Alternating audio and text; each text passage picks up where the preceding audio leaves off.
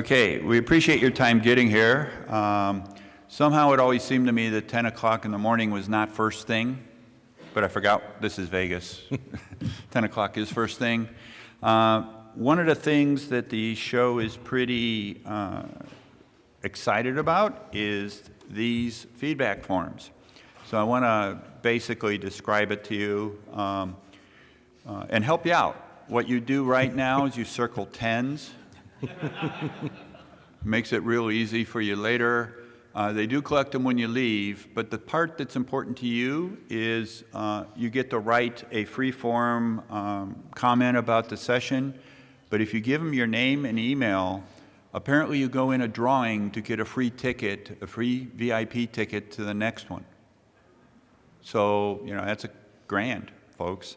And all you have to do is fill out the form. So they're pretty strict on us reminding you that you should please all fill out the form. But not about the 10 part. That was ad lib, I think. No. No, Sean specifically said that. No, I think they specifically told us to tell you to circle the 10s. I think anybody that gets up at 10 o'clock in the morning ought to circle 10 because it's easily It's remembered. representative. It's 10 a.m. It's 10 a.m. I mean, Yeah. it seems. I don't. Yeah, go with that. Just circle the 10. Yeah. We'll take it from there. We're rounding. You could write in doesn't the count. comments, I'd give 100 if there was 100. Okay, so loosely connected, I am the moderator of the session. I am Bruce Clay. We're going to introduce ourselves. We'll start with a question, but this is a Ask Us Anything session. Now, the way that works is you get to ask us a question, ideally not specific to a particular website. If that's what you want, come up afterwards. We'll gladly talk to you. But things of general SEO, curiosity, nature, things like that, announcements, things that you heard or didn't hear. Now, all three of us, I will start by just saying we're all white hat people. We do not do black hat stuff at all. We haven't in a very long time. So I'll describe me. Bruce Clay, my company is Bruce Clay Inc. at bruceclay.com, of all things. We just, on January 2nd, passed our 20th year anniversary doing this stuff. So we've been around a long time. I have offices on 5 continents. We focus on almost everything internet marketing. I have 3 books. I think this podium has a sum total of like 12 books or something like that between us. We are pretty much, all of us, well known in our industry. I've been around for a very long time. Ask us anything. Next is Duane. Good morning. Is everyone ready? Okay, first off, text all your friends and tell them this is the best session ever and that they suck if they don't run over here. Okay, so you can go ahead and do that in the background. So my name is Duane Forrester. I actually do work with Bruce now. Prior to this, back in, I've been there, 2.5 months now? A whole 2.5 months. Yeah. Prior to that, I worked at Microsoft. I ran the Webmaster Tools program and the Outreach program for Bing worldwide. And then prior to that, it was SEO at MSN. And prior to that, I was into online gambling. That's kind of where I grew and learned everything. And then prior to that, Caesar's Palace was my stomping ground. Written some books on blogging and conversion optimization, and happy to be here and answer whatever you guys want to throw up. Out. And Stephan. Those who partied all night. Should clarify that. Yeah. Is this working? That one is. Okay.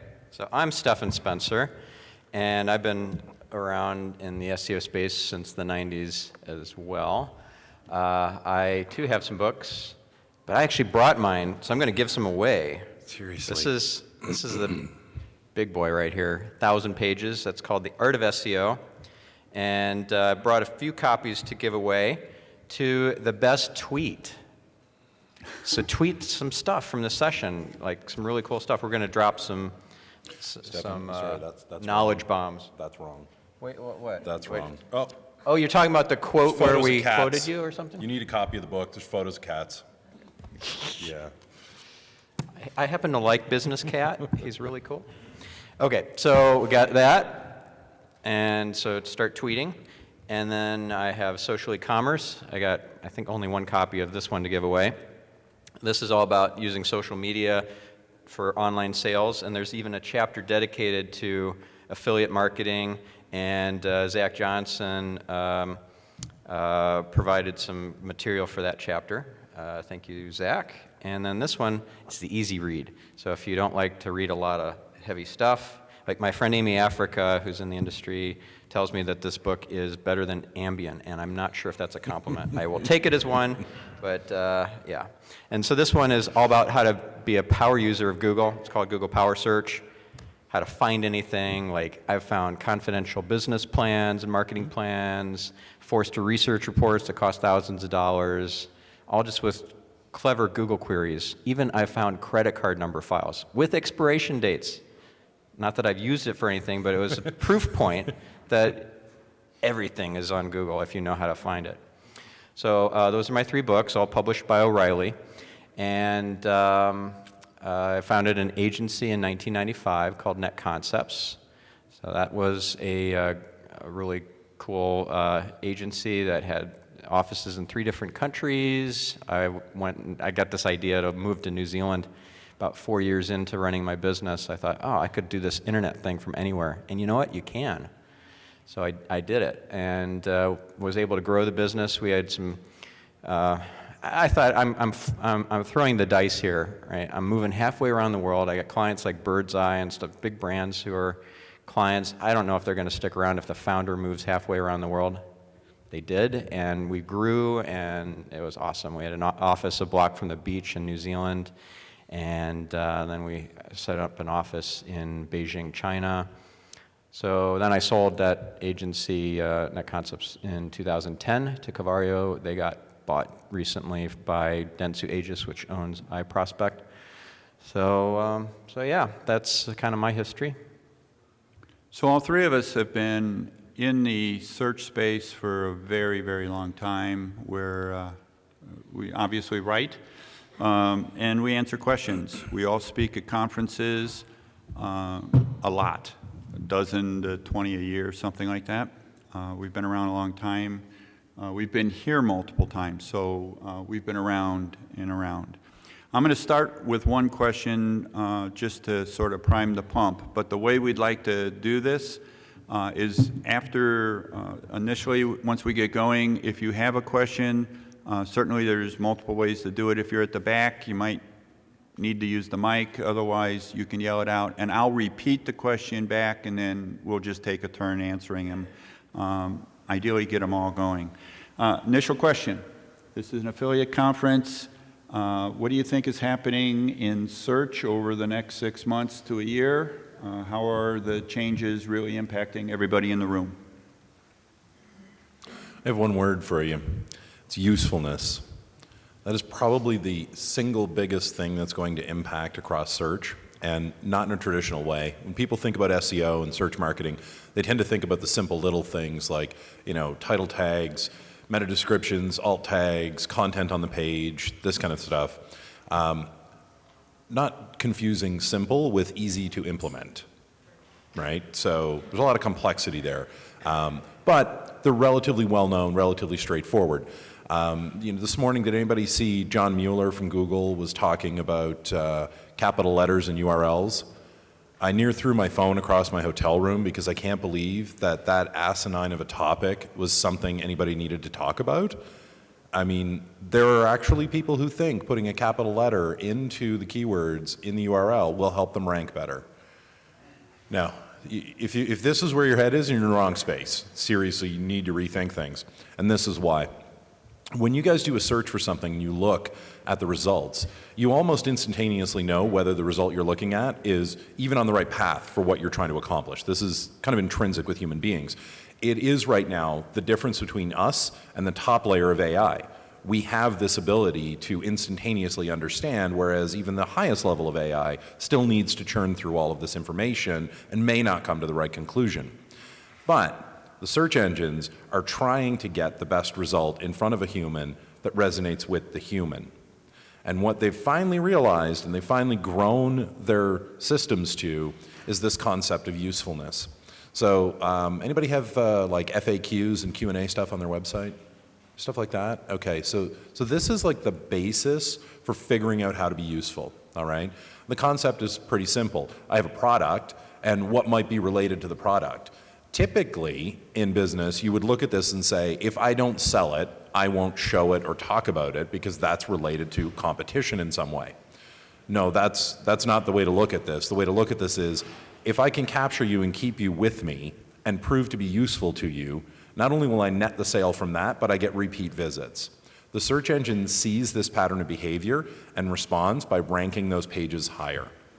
So even if you have the poorest SEO on your web page or no SEO applied, you still may find yourself ranking high because you deliver what the search engine wants, which is the best possible experience for their searcher. That's what they're looking for. So usefulness, it's a simple concept. People need to wrap their heads around it, and it allows you to go, what else can I do? Everything you do, you ask yourself, what is the next step? What is the next step? What is the next step? And if you build sites like that and experiences like that, you will start to win more frequently. All right, so I'll piggyback a little bit on that, and then I'm going to talk about artificial intelligence. So a website is something you do, not something you view. So if you're building websites that are going to be passive, that are not really interactive or engaging, you're dead on arrival. So the engagement metrics are going to be increasingly important with search, with social, with just all aspects of internet marketing. So really get into that and make it not just useful, but I'd say remarkable. Mm-hmm. When I say remarkable, I'm saying remarkable as in worth remarking about. That's Seth Godin's definition of remarkable from The Purple Cow. Right? It doesn't have to be the best, most interesting, most useful, most humorous or whatever piece of content or video or website, whatever. It has to just have something about it that's worth remarking about. Then you're onto something. So let's talk for a moment about artificial intelligence because that's changing the game. Mm-hmm. Right? Now we have over 15% of search queries in Google being determined by machine learning. It's called rank brain. Now, expert systems, artificial intelligence, are going to become so ubiquitous with search that we're not going to be able to talk about specific individual signals anymore. Mm-hmm.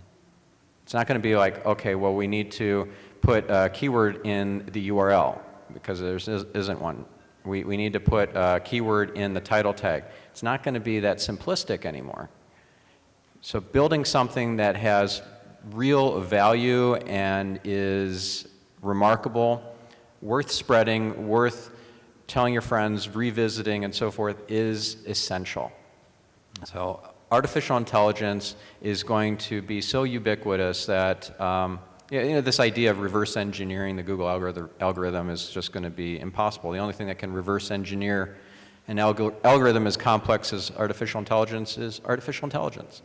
And in fact, AI, for AI geeks, the real definition, or the acronym actually stands for autonomous intelligence.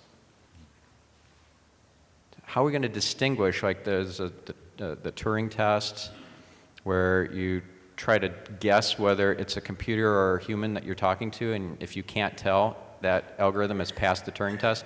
Imagine when you can't distinguish these different human entities from silicon or quantum computing based substrates. You can't tell the difference. It's not artificial anymore, it's just autonomous.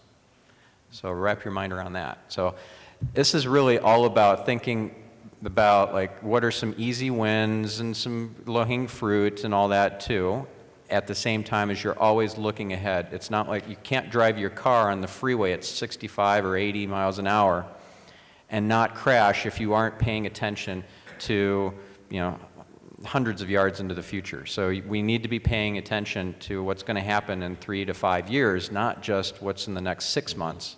Yeah, in the next 6 months we can do some stuff to do some powerful link building of high high authority links through some outreach, using some tools like a pitch box, and get some great, important, authoritative, trusted links. But that's not the end game, because that's only going to give us an impact for a period of time until the artificial intelligence algorithm takes over completely, and it's 100%. And then links aren't nearly the end game anymore. All right, so logically what we're kind of proposing is that the concept of futures research is important to everybody that wants to have organic rankings to receive traffic. The algorithm has been immune to reverse engineering for a very, very, very long time. Google claims to have 200 variables in the algorithm, but the algorithm weighted averages get balanced based upon the intent of each keyword. So that if this keyword is shopping, the algorithm might actually be a different algorithm than if the research is informational. So if you have an infinite number of keywords and 200 variables in an algorithm, multiply them together, you have an infinite number of algorithms. And as a result, we haven't been able to reverse engineer an algorithm in a very, very long time. As an industry, I think the best we've ever been able to do is study where the search engines are going and try to get into our practices, that kind of stuff first. Plus, pay attention to what the search engines are actually rewarding right now. Do they no longer reward links, or do they? Are there penalties for this where there used to be reward? And what has shifted, and how has it shifted? And how do we, as webmasters, generally build a website that is going to survive the test of time? Because you're not going to want to spend the energy to put in SEO to have it die in a year and have to invent some new way of doing it. You want to be on the straight and narrow, know where you're going, keep looking a year to 2 to 3 years out, and just keep your eye on the ball. If you don't, you're going to end up having wasted effort in the SEO space. Now, one of the other just passing comments, and this may open up some questions. We all recognize that the clicks are really on the first page. I mean, 90-some% of all clicks are on the first page of Google. We know that Google is in the business. How many people believe Google's in the business of making money? Okay, a couple of you. So they make money. How much do they make on organic results? None. I mean, the reason for organic is people keep coming back, but they don't make money on it. So I think Google's a couple years out, they're going to be looking at ways to make money on that page. Everybody agree? Plus we have mobile. Plus we are able to segment it now into 20-some thousand cities that are big enough to have local presence on a local level for local businesses. An equalizer, if you will. So one of the things that we have to pay attention to when we're starting to think about what SEO is what does it take to succeed? How do we do it? How do we do it effectively within the value and budget of the project? I mean, otherwise you could all hire 20 people and just have them sit there doing SEO all day. How do we do it effectively, and how do we make it work for us in our region on the device that's appropriate to our client? Do we know the persona of our users? Have we targeted correctly? Are we moving forward with the right kind of usability for that audience? And all of that is really where SEO is going in the future. All right, what I'd like to do is open it up, see if there's any questions, or if you're all just sitting there now saying, oh my God, I got to redo everything. Any questions? Raise your hand. Anybody?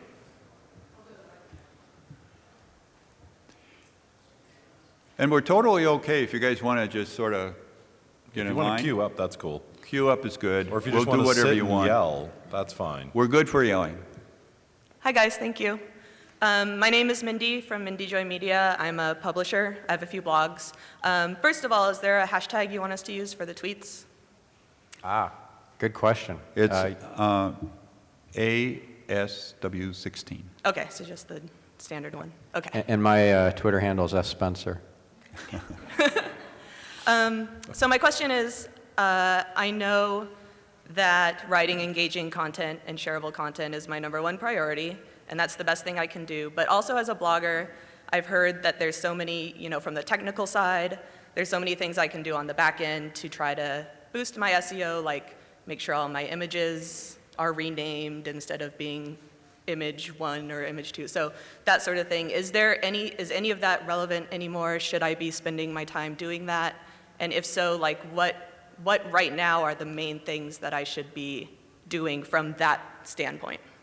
Wow, that's a great question. I'll frame it up a little bit, and then I'll let my colleagues here take over.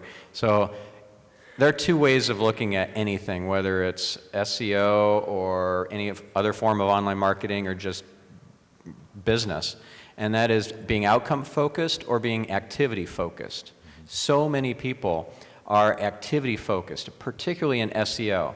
What they're doing is they've got this big to-do list, and everything under the sun is on there. It's a quote-unquote best practice, so therefore they're going to add it to their list, right? And it could be something that doesn't move the needle at all or very little. Something like, for example, optimizing the meta description, which sounds like a no-brainer. Oh, it's used in the snippet that's displayed in the search listing, but in actuality, it's not used in the rankings determination by Google. So why would you focus on that as a similarly important thing as optimizing your title tag, for example? When the title tag does influence rankings, meta description does not. Focus on the things that move the needle for you.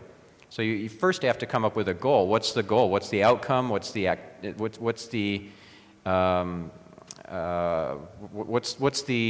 center of the bullseye? The target you're trying to hit. Right? So you think about it like this. You have all these different activities that you could do, and they all are best practice. They all, in an ideal world, should be done. But if each of these activities is like an arrow in your quiver, and if you can hit the bullseye, that outcome, let's say it's doubling your organic traffic in the next 6 months. Okay? I made that up. If that's your goal, and you've already doubled it 2.5 months in, with 3 of the arrows in your quiver, 3 of the major activities that were your best shot at making the difference, why would you use up all the other arrows? Oh, I haven't gotten to the meta descriptions yet. Why? It's just a waste of your time and focus. Instead, come up with a new, bigger, more audacious goal and a new set of activities, and a new set of arrows, and start working on that one.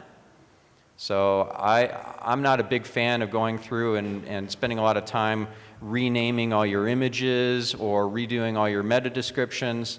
Figure out what the outcome is first. Figure out then what the big strategies are, the things that are really going to move the needle, and the other stuff is nice to have, but it's not critical, and you may never get to it, and that's okay. Yeah, so there's a couple of things I want to add to this.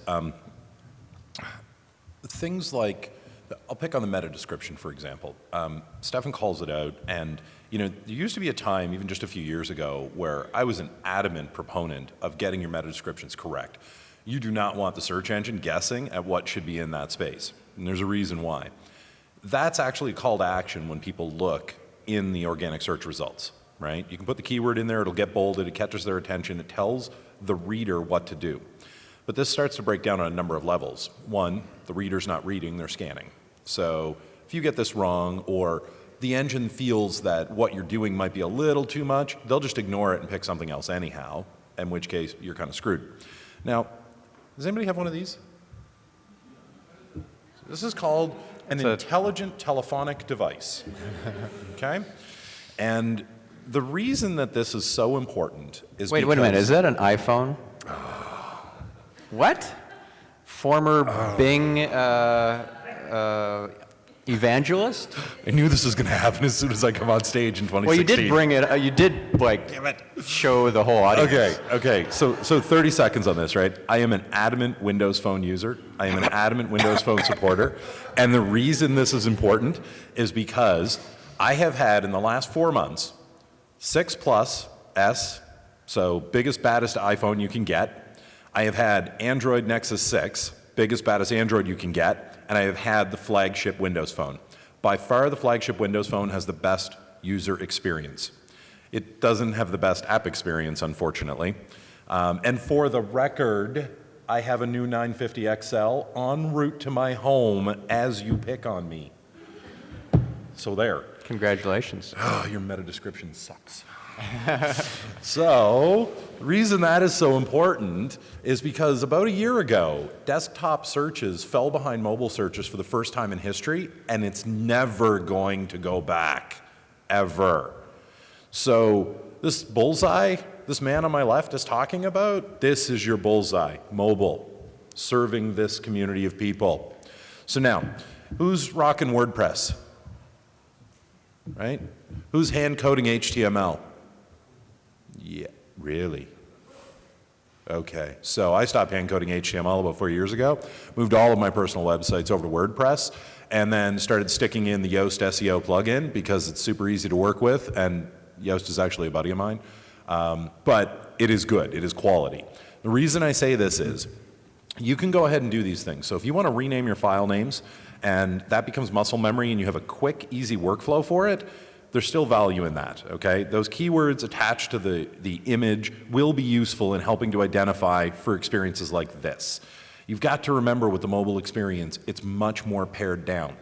The impetus to get the correct answer at the top of this stack puts a tremendous amount of pressure on the search engines to get it right, which is why there is so much investment in things like artificial intelligence. It's why thinking about the algorithm is just not a good use of your headspace anymore. You have to think about that end user and how do you get them engaged? What do you do with them? Images, videos, all still pretty important. But ultimately, what I end up telling people is, you know, Stephan paints this beautifully. Like, we've all got these lists of to-do items. So at Microsoft, we have a prioritization stack that everybody learns. And the way it works is it goes P0 through P3, we'll say. There are P4s and so on, but you'll understand this in a minute. P0 is something happened. I ripped my jeans this morning, I need new pants. That's a P0 problem to solve, okay? P1, I'm running low on clean socks, I need to get to the laundry in the next 2 days. P1 problem. P2 problem. One of my shirts is wrinkled, the other one's not. There you go. P3 problem. I wish I'd brought a ball cap with me. I may never get to the point of solving the ball cap problem. It's on the list, but it's really not that important. So everything you guys are thinking about, you need to prioritize in this stack. And then you need to look at it and say, does it get me toward my goal? When you create this matrix, what happens really quickly is you start seeing this little curving arc where everything cuts off, and you immediately know anything that's below the arc, you're not going to put time into it. And so if there's no return on it, it's just not up here. It's not a high prioritized item. And with our situation today and the knowledge that we all have that's available on the direction of engines, you want really good telltales? On Wikipedia, there is a page for Facebook, for Yahoo, for Google, for Microsoft, on all of the acquisitions the companies make. And this is very telling because you will see Google or Alphabet making acquisitions in very specific technology sectors, and they are buying the leader in that technology, and you can very easily draw a straight line between voice recognition and the leader in that area and them owning it, where it's going to show up. It's incredibly insightful to look at these things and see what they're doing. With Alphabet, it's going to start to get a little bit muddy. This morning, I saw this great, I don't want to call it a flow chart, but it was a kind of, here's what Alphabet is up to in 2016 in the areas that they're influencing. It does make it easier to kind of focus on it. What is fascinating about it is that Google has for decades now not been a search company, they've been an advertising company. People seem to think of them as a search company, and they think of that because they're called a search engine. They are a monetization engine. That's essentially what they are. And so every time you're thinking about doing something that appeases that, you need to think about where that money's coming from. And that's the consumer. So if you can appease the consumer, you will attract the engine. It is always going to be that way now. Okay, so I'm going to try to spin it a little bit differently. I agree everything as said. Most of the people probably in this room are not number one for all of the terms you want. You're all winners. You're all winners, but you're probably not number one. I'll get a medal. And as the search engines look at websites, they're finding it more and more difficult to believe that any one website could possibly be a subject matter expert at a level of being in the top 3 out of millions of results for 100 keywords or 1,000 keywords. It's very, very difficult for any one website to be that degree of expert. So what we're likely to see is that over time, the search engines are going to become increasingly finicky about, is it usable, is it not usable, is it informative, is it authoritative, is it expert, is it maintained? And by the way, don't forget maintained. If you put up a website and you haven't been maintaining it, if you put up a website and even though your information to you is the best information in the world, if the search engine doesn't see it as expert or authoritative, and you don't have the support of other websites, they're not going to think for that particular set of keywords that you are worthy of being in the top 3 out of 1 million or 10 million. That is the biggest problem. And for those of you here, I think that the situation is that you probably don't rank well enough organically, that a big part of the problem is that you're your own worst enemy, and that a big part of your initial SEO, while you make this list of things that you might want to do, your P0s are really important. If you cannot solve the barriers to the search engine even giving you a second thought, don't think SEO. You have got to be recognized by the search engine as a subject matter expert, and you cannot be your own worst enemy. Most of our projects start by fixing the things that the customer has done wrong for a long time, and they don't even know they've done them wrong. We just they are their own worst enemy. We spend a lot of time fixing the things just so that the search engine can honestly evaluate whether they're worthy or not. Because you're probably got a lot of things that you are your own worst enemy.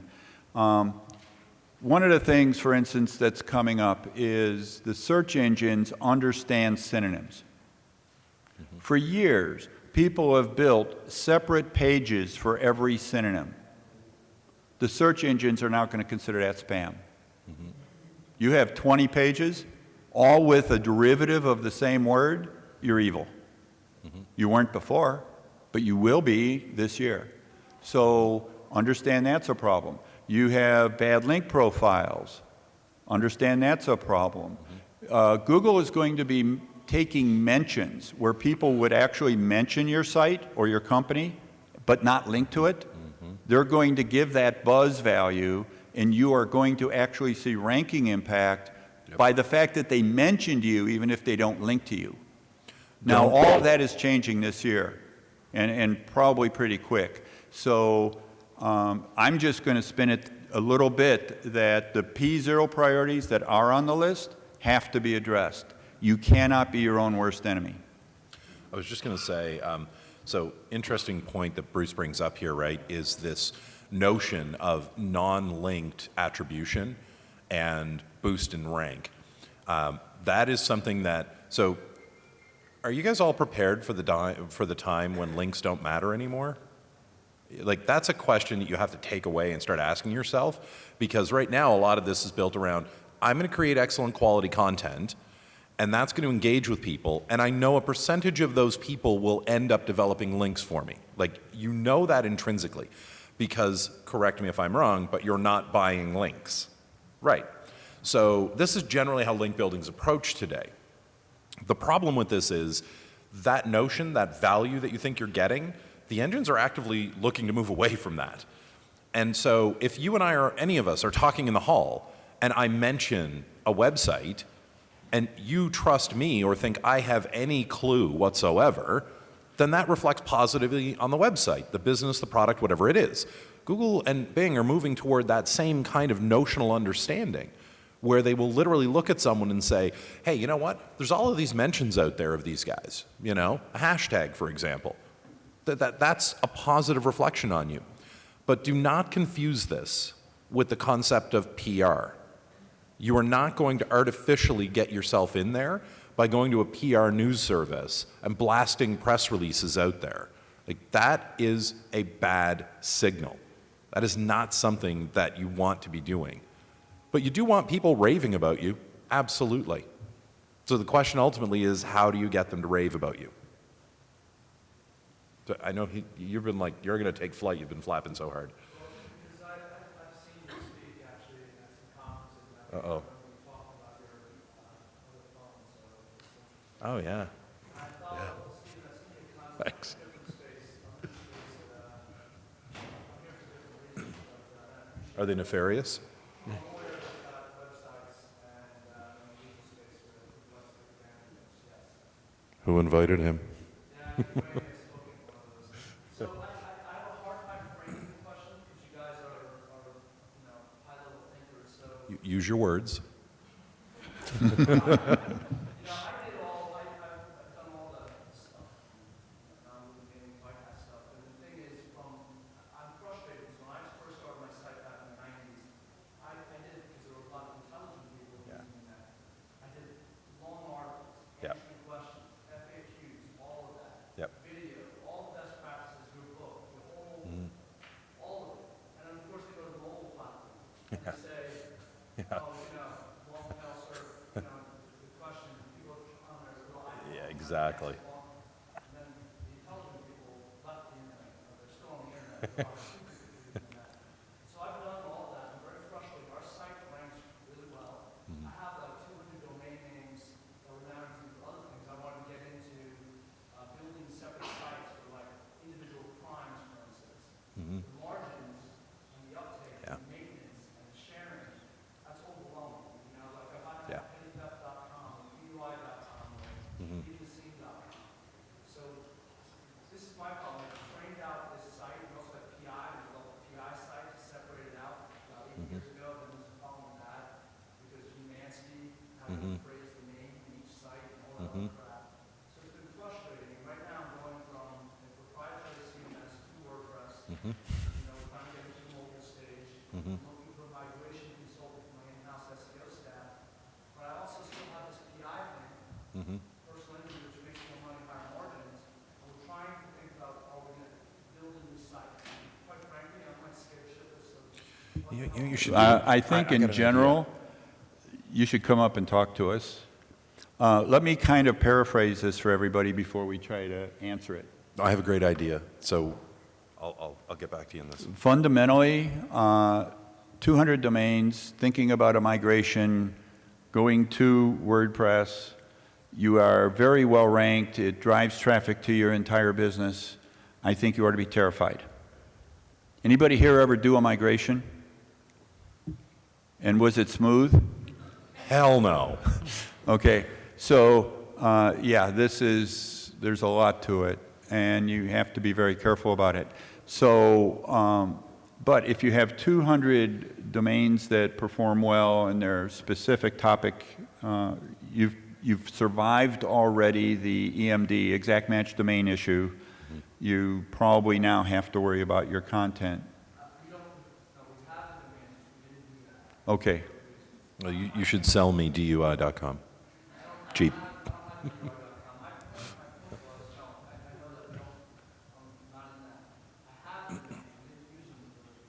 Good. Yeah. Yeah. Yeah. And you say things, it's kind of inconsistent. You put a big site in, big site's then margins favorable. I have all this information that every other lawyer has.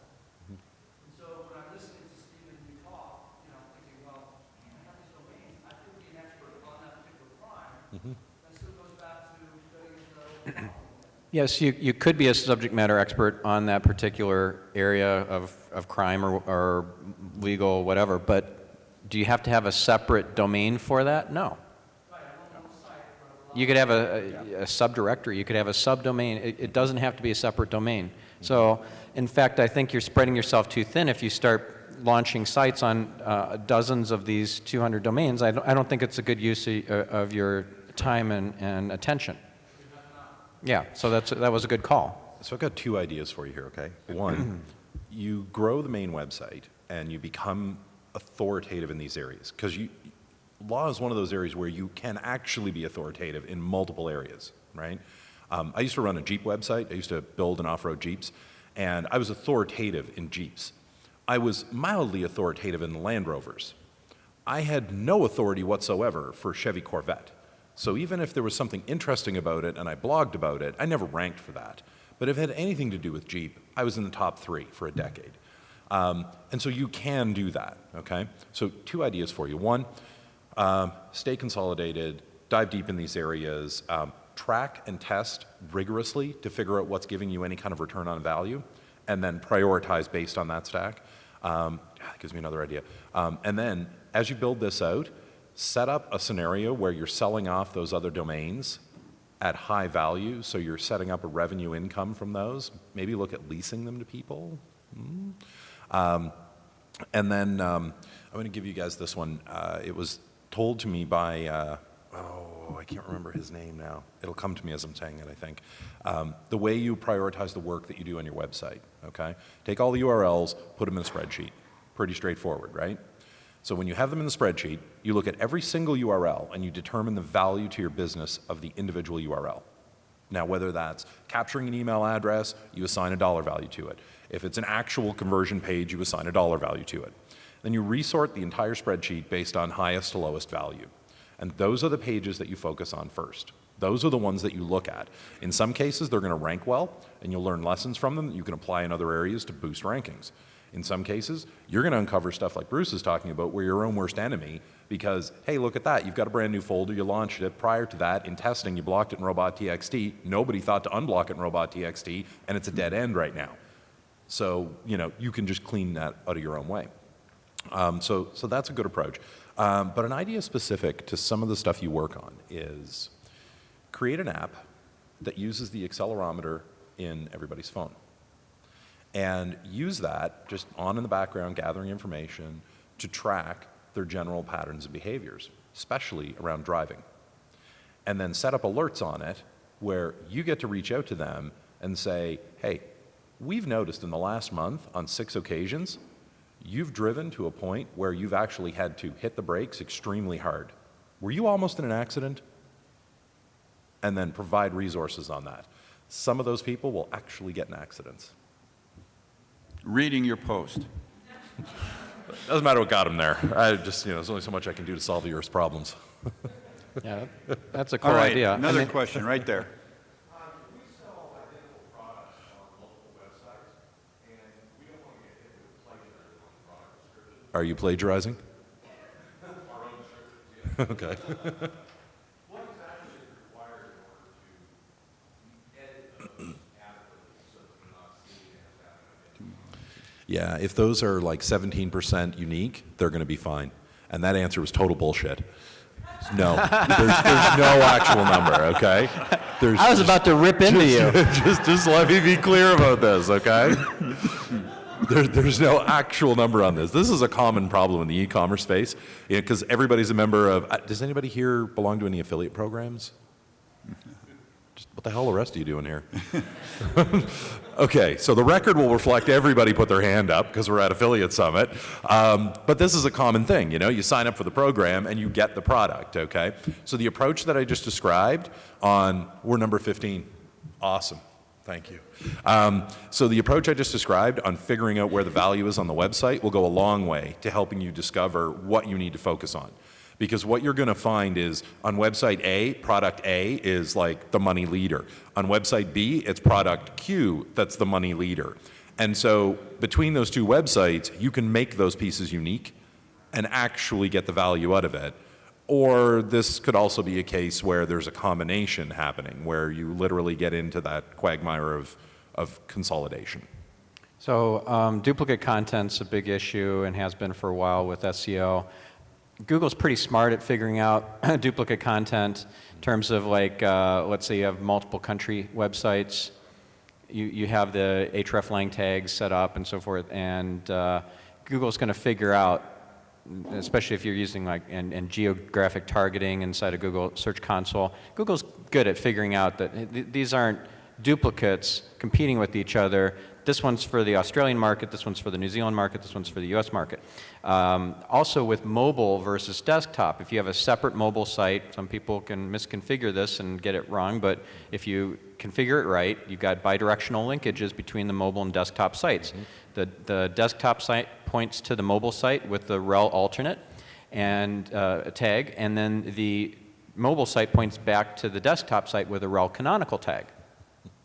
So Google knows that these are associated sites, and only the desktop site should show up in the search results if the canonical tag is being obeyed. Now you can have situations where, let's say that you are using the same data feed as a whole bunch of other distributors or affiliates or what have you, and how do you differentiate? Well, it's not 17% different, like, oh, I'm going to change this word and this, right? Because the way that Google, the search engines work in general, at least this is maybe an antiquated way to describe it, but it's a better way to describe it than percentages. So think of it like a 5 or 6 word window, and we'll call it a shingle, and you run these shingles across 2 different pages that are possibly duplicate, right? And determine how many of these shingles are in common. Now, if you move a paragraph to the top that was at the bottom, most of the shingles are still in common. Therefore, it's still duplicate content. If most of the shingles are still in common, it's duplicate content. So I'm oversimplifying, but it is a much better model to think about, mental model, than just like what percentage is unique and how much more content do I need to add to augment. It's not as simplistic as that. Think more in shingles and you'll be in a better position. So my advice to you would be paraphrase as much as possible, augment and add as much as possible, and really make it useful, right? So there are comparison search engines that have still survived because they're adding lots more value. There are ones that are like done because Google has decided to de-rank them, and you don't want to be in that position. You want to add lots more value. Like a Yelp, for example, adds tons of additional value, and it's all user-generated content. So there are ways of kind of outsourcing the effort to your user base, but you have to be substantially better than everybody else. Yeah, I think if you add something that nobody else has to every page, something that isn't all over the place, that's a value add, and that would help. Next question. Hey, we might want to do a lightning round. A lightning round. Yeah, 'cause Lightning we've got round, 10 minutes. that's a good idea. I'm not for you guys, for us. We need to get faster. We have approximately 10 minutes, so we'll try to give you a 30-second answer for everything that comes after this. How's that? And if it isn't enough, come see us. Interesting. You have a phone call but from she your had- iPhone there. Oh, and it's coming from Las Vegas. Who's spamming me? You guys spoke about personas, and you spoke about being experts and institutions going towards expertise. How and what would your recommendations be for local search? 30 seconds. Local search, okay.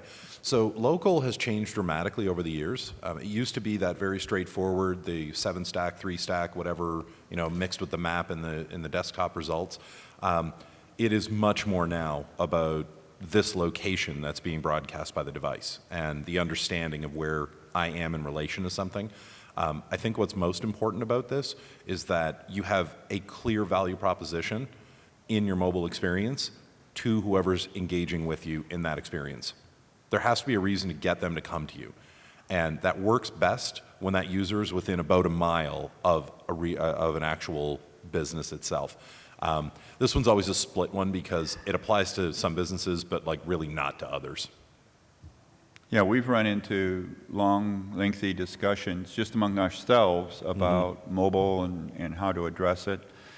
It's somewhat of an equalizer. You got to have presence. I mean, there's a lot of things that go into being locally well ranked. So it's a long topic. There's actually conferences on nothing but mobile. Yeah. So Yeah. it's a very, very large topic. Yeah. Happy to talk to you afterwards. Well, she's twice now with her hand up. She's Sorry. twice. Yeah. You're next. Yeah. Go. Okay, this is getting into the mobile as well. Right now we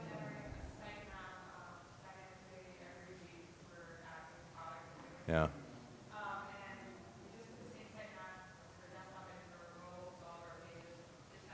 Yeah.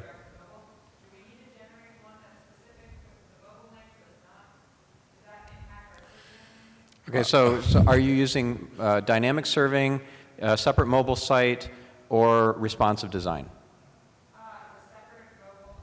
Separate mobile site, okay, which is kind of a dying thing, by the way. Yeah. Yeah. Yeah, responsive or dynamic serving are really the right ways to go. So in terms of sitemaps, And you're talking about mobile sitemaps. yeah, so first off, your sitemaps aren't going to boost your ranking. They're just going to boost discoverability, okay, which may lead to more pages being ranked.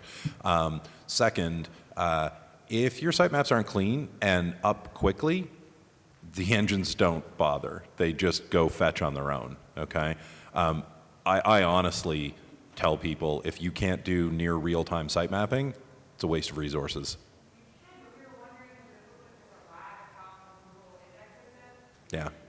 Well, there is another, there's another factor with this, right? So your sitemap needs to be fresh and ready when they come by. You need to determine when the engine comes by. There is think of it like money. There's a certain investment they will make in any given website. If you're CNN, they're going to invest almost the full dollar of resources in crawling, scanning, indexing. This is called crawl equity. Right. And so if you're the average website, your crawl equity might be somewhere around a nickel. And therefore, it may take a week or 10 days before the crawler comes back to get to you. But when they get there, you need to make certain that what they find is clean. So at Bing, we had a threshold, 1% error in a sitemap. Now, error looks like if we click on a URL and it returns anything other than a 200 OK code, that's considered an error in the sitemap. All right? So 1 in 100 URLs. Can you clean your sitemap? Can you update it and keep it that clean fast enough? Don't know. I can tell you, crawl happens really fast, though. Okay, so I'm going to sort of dial back a little bit. So I write my blog post. Yoast gives me all green lights. I have a good title. I have nice image names and everything. I'm about to publish. What else are my P0 priorities to make sure that it continues to rank well in 2016? I would say you'd want it to connect to things that are within your website on the same theme to develop a theme-based expertness. It can't be one page. Google has actually gone to the point of saying if you have one page and one page only on a topic, you're not an expert. Yep. So let's just understand you have to look at how you integrate it into the overall hierarchy of the existing website. You need to make it findable. I mean, if the search engine can't find it, it doesn't matter. So it has to be findable, and I think it would be nice if there was mention about it socially. Yeah, I'm going to toss social onto that pile too, right? So the minute you publish, that's when your work starts, because now you got to get out there and market that shit. Like, you got to get people talking about it, you got to get people engaged with it, and to a degree, any press is good press. So whether people agree with what you've written or disagree with it, that's fine. It's conversation. As long as you can keep it somewhat on track, you're fine. Okay, so I'm going to add in, onto social, piggybacking here, is timing. So let's say that you submit to Reddit from a power user account. I'm talking about one with a lot of link karma, right? So somebody who's in the Century Club. I have a staff person who has over 100,000 link karma points on Reddit, so she's a major influencer on Reddit. Timing is really important. Trying to submit something to Reddit at 3 a.m. on a Saturday is not a good time. So when you publish is important, and then when you submit it to Reddit and so forth, and from which account. Have topic pages and establish that authority, as Bruce was saying. So New York Times is an example of topic pages where if it's an article about Iraq, the first occurrence of Iraq is linked to their topic page on Iraq, and then when you go there, that article about Iraq is one of the articles featured. Related posts, related articles, right? So there's a YARP, yet another related post plugin. There are other plugins that do related posts, definitely do a good job with that. Yeah, so lightning round, okay. We'll go here.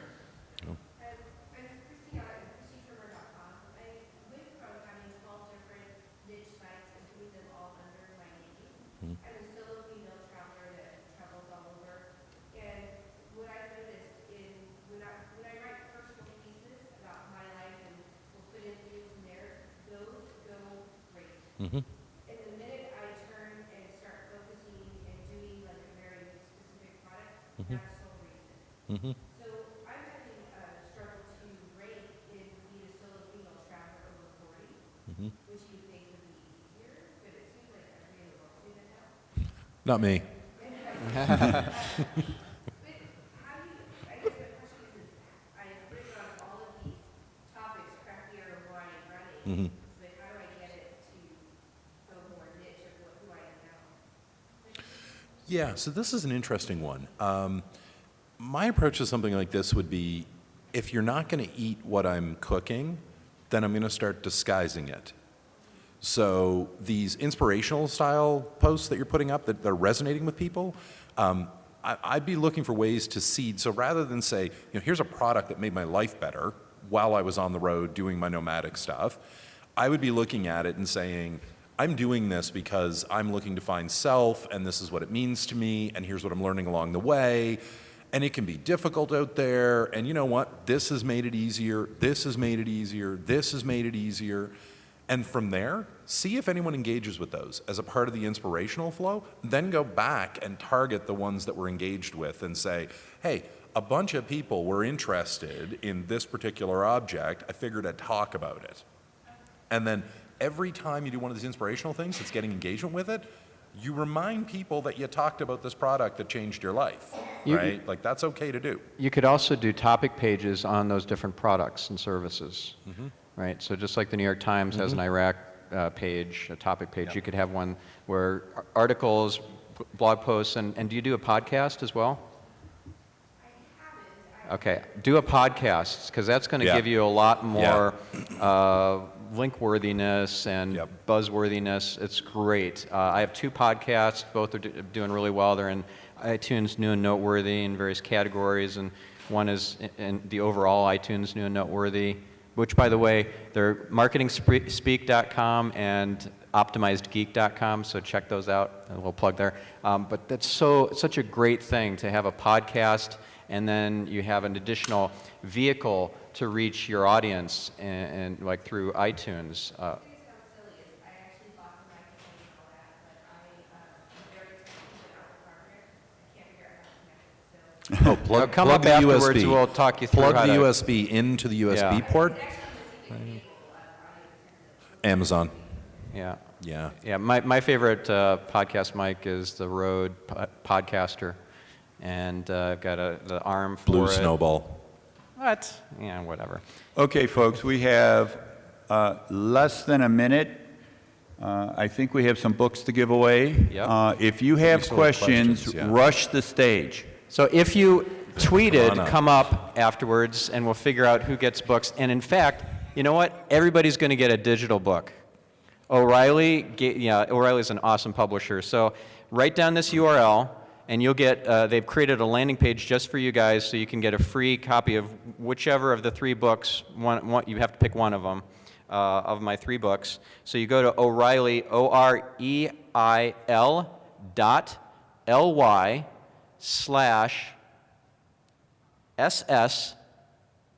2016. Okay, so O'Reilly, so OREIL.ly/SS 2016, so 2016. And then if you also want to become an affiliate of them, they've created another URL. They have conferences, not just books that they sell. So you can make a lot of money selling conference seats as an affiliate. So that's O'Reilly, OREIL.ly/VIP in all caps, affiliate. Affiliate is lowercase. So VIP affiliate is the special landing page for that. And yeah, O'Reilly's awesome. So check out those 3 books. But you'll get a physical copy if you had a good tweet. So come up afterwards, just now, and we'll hand those out. Remember, the score was 10. Out of 10. You could actually write 11 in if you wanted to. Thank you very much for coming. Thanks, guys.